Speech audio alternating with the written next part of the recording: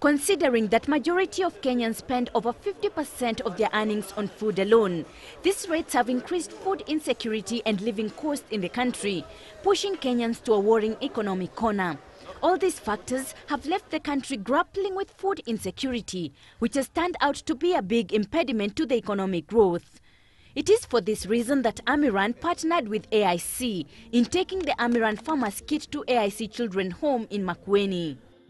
Come for the small children here to bring them the tools, not only for food, for providing food and to teach them, but we're also coming here to show that it could be different.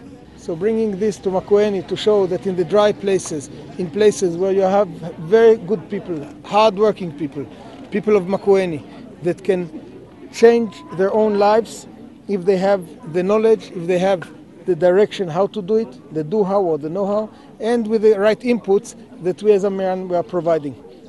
With the program supporting 600 children in different children homes and 2,260 in the community-based program, the ever-rising food prices have made it expensive to provide the required nutrition to the children. A few years ago, our partner had to change, and now the money that we are receiving for sponsors were only targeted into paying school fees to our children, but the food was not catered for, and we were having children in the homes, and therefore we needed to actually produce food for our children.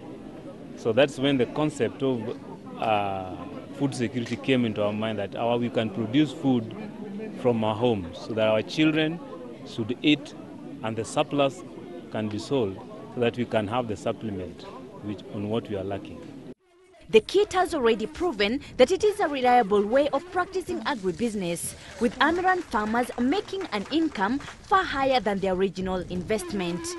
Designed to improve the yields, it has also contributed greatly to water conservation, especially in dry areas. You know, initially the community view us as a burden because we are having orphans, and if there's no food, we go to them. Right now, the community is seeing us as an answer to their problem because they can buy from us. They cannot import food. Like where we are, they actually get vegetables from very far. Right now, they can get vegetables from here. It is also giving us income. At the moment, we have not quantified because we are just starting, but we are expecting to produce at least 200,000 in 200,000 surplus from what we will be selling. So that is quite a lot of money after we have eaten. The beauty of the Amiran Farmer Kit concept is that the farmer creates money in a sustainable way, season after season. Some of the money he puts aside to buy Amiran refill kit, but the rest he just uses it for his needs, for the education, for other foods, for whatever he wants. At a cost of around 360,000, a farmer will get the kit, which operates on drip irrigation system.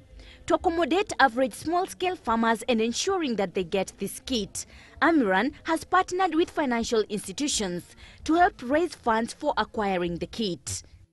Equity Bank was the first partner, cooperative bank that can provide loans. Kenya Women Finance Trust, SWIFT, also finds. Now with the Kenya Commercial Bank we are starting also to do. The banks are willing to provide, and the more success we have, and we have high success rate, the more banks are willing to give loans for the people, for the grassroots people, because they see the risk is very minimal. However, with what has been achieved by Amiran since its inception, Deputy Managing Director Yarif Kedar says that it has not been a smooth sail for the company, which is fighting tooth and nail to ensure food security is attained in the country. Sometimes group dynamics, that people come with the mentality that they say, I'm not used to work or to do, let me do the things I'm used to it.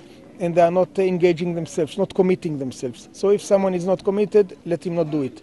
The other challenge is the water. So if there is no water, you can't grow. The third challenge that we are facing is a disease in the soil that is called bacterial wilt. Nobody in the world actually has given a solution for small-scale farmers. We in Kenya, In Amiran, we did a lot of research, a lot of practice, and we managed to find ways for the small-scale farmer to grow, although bacterial wilt is in his soil. Though Kenya has been feted as one of the best agricultural hubs in Africa, the country still experiences food deficit, leading to her importing over 20% of her national food requirement annually, something that Yarif says can simply be solved. Kenya people are very, very smart people, and they are all over Africa. The problem is that they don't always have the knowledge. And once they have the knowledge, how to implement it, it's not there. In Kenya, there are many substandard products. Many substandard products that people are using because they don't know that it's not good for them. They will not lift themselves up. This clearly indicates how poor policies have largely affected the sector, which calls for private investors and the government to pay a keen interest in food production and distribution ventures. The future, more industrialized, taking these things to make more industry in Kenya. This industry should be exported either for fresh or preserved or dried, or different ways of industry. And this is the vision, and this industry not only providing to hard places in Africa, in Kenya, but also exporting to Europe, to the United States, and Kenya being the food hub for many other countries in the world, and it's possible. Despite agriculture being a major contributor of the country's GDP, dependence on rain-fed farming has been affected by changing rain patterns. Experts are also of the opinion that significant economic growth can only be achieved if Kenya attains improved agricultural productivity through investment in rural agricultural